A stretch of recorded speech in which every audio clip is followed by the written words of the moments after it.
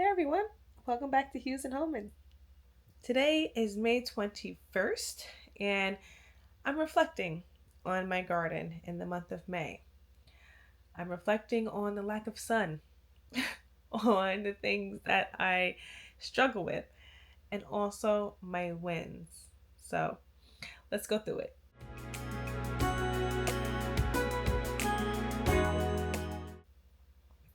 All right, let's start on a positive note, right? Let's start with the win. So, my broccoli, I am so excited for my broccoli plants.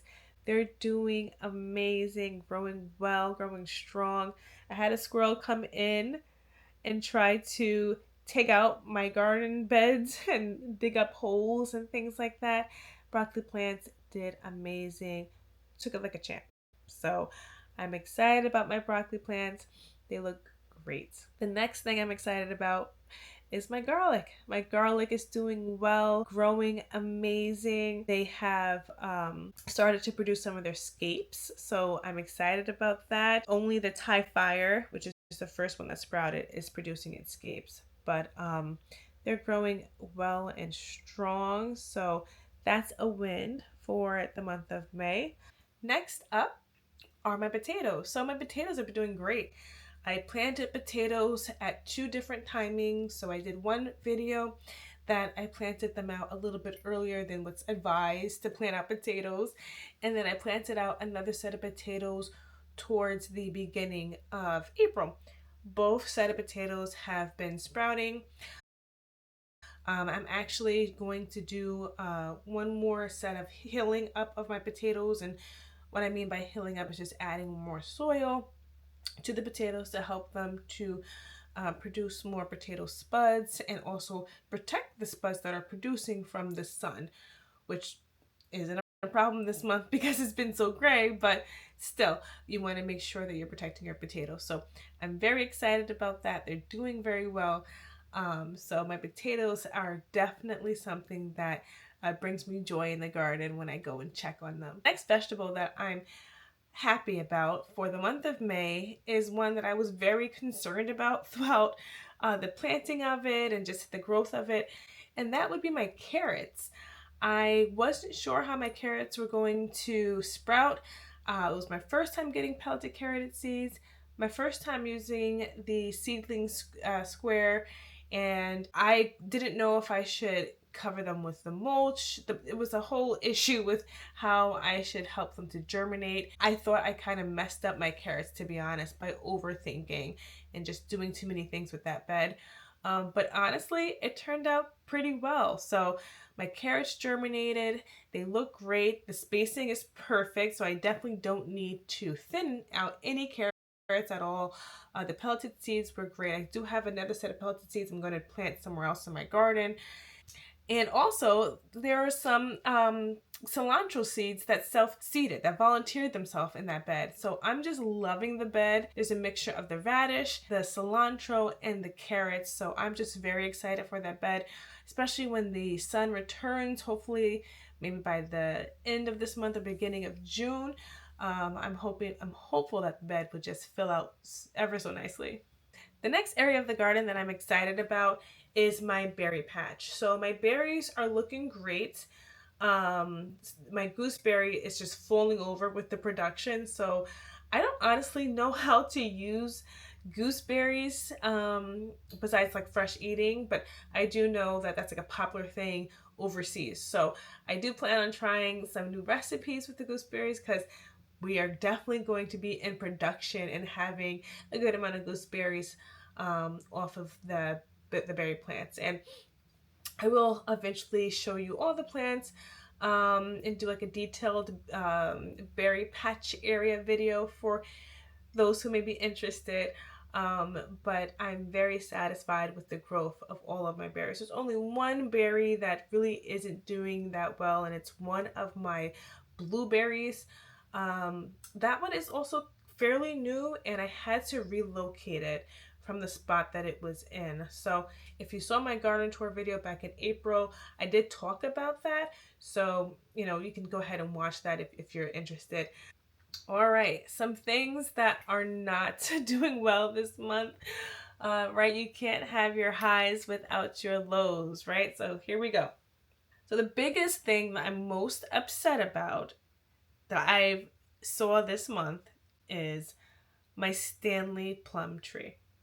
So I believe this thing on my tree is called like a root knot or something like that from what I saw online. And I had it last year, and from what I researched, you just had to cut it off, remove it off the tree, and it shouldn't come back. But it is back. It's on a lot of my branches. So if anybody's experienced or knows what this is and has ways to help me to, you know, deal with this rot or this mold or whatever this is, this disease, and not have to kill or remove my plants, I would love that advice. I would love the help. But I'm not sure what to do. I'm not sure if it will even flower or produce any fruit. So I will keep you all updated on this. I'm still going to do some research on, exactly what's causing this and how to effectively manage it. But this one is a sad one because I was so excited for my plum tree last year. I love plums, one of my favorite fruits. But the tree is not doing so well. So I'll keep you guys updated on that. The next thing that's not doing the greatest or didn't do the greatest would be some of my cabbages. So my Napa cabbage completely bolted. We're having a gray May, but we had a sunshine filled April. April was very, very, very hot. So a lot of my lettuce and my Asian greens, they completely bolted. My cabbages, my tassoi, my bok choy, they bolted. So I didn't have them that long in the garden. So I consider that to be kind of a loss just because I put in a lot of work to get the seeds started, to plant the plants, and I really had to take them out pretty early. The Napa cabbages bolted, didn't form a head. The bok choy grew a decent amount, but started to bolt. And tassel I could have gotten a lot bigger, but it did produce. I was able to harvest some things and get some meals out of them, but I was just hoping for a longer harvest. So another thing that I was sad about this month was when I went to check my perennial herbs, I noticed that my thyme did not come back. And thyme is something that's definitely perennial in zone 6. I've had thyme come back in other places of my garden, but I made a dedicated area for 2 thyme plants, and they did not come back this spring. So I am sad about that. I did pick up some thyme seeds and a starter plant.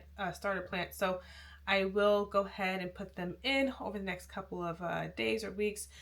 But it was sad to see that the thyme that I had planted last year didn't make it through the winter. So that was, unfortunate. Also, my rosemary plant, and that one I'm not too surprised about because rosemary is really a zone 7 and above perennial herb. It's not really perennial for zone 6, but there are some people who can keep their rosemary in my area. So I just had to figure it out, make sure I'm getting a good hardy breed of a rosemary plant, and I want to try to keep it so it comes back year after year. Rosemary is a seasoning that we use very often in my family. We all love the taste of rosemary, so I will be trying to figure that one out. So the last thing I want to share is the weather. So I've been talking about the weather, hinting about it here and there throughout the video, but it's been a very gray May. So the good thing, the positives about a gray May is easy for transplanting, right? Lots of rain, lots of water for the garden. You don't have to go out and water your plants as much. So those are definitely the positives of this month. I barely watered anything because it's been raining so much. But the bad thing is it's been so gray, so not much sun exposure for the garden. I think my plants are a little bit starved for some sunlight. All right, so that's it for my May wins and setbacks. That's the way gardening goes, right? Nothing is ever going to be 100% perfect. There's lessons in every season of gardening. I definitely have my lessons for May and April. And I definitely have my wins as well. And I'm excited for my wins. I'm learning from my lessons and I am enjoying the ride. Gardening is so much fun because it's never the same. So thank you for spending some time with me. Please feel free to share what's going really well for you in this month of May, or maybe things that are lessons. And maybe you can help somebody else out. So share those with me, please, in the comments. Don't forget to like, comment, and subscribe if you haven't already. But other than that, take care. Have a great day.